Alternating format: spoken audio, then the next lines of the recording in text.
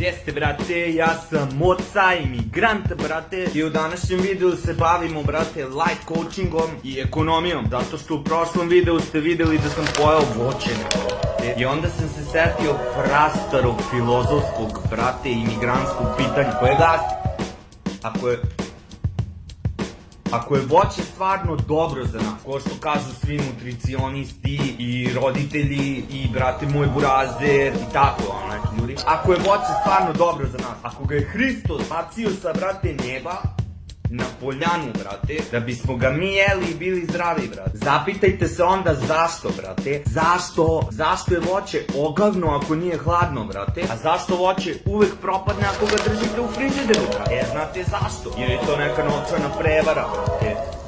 Pogledajte realno, brate, voće košta. Platili ste pare, jedete ga i ogavno je, znači smor, znači, brate, bacili ste pare. Ili, brate, ste ga stavili u frižider i onda je propalo jer ste zaboravili da ga pojedete jer vam nije tu ono kao u vidokrugu, nego...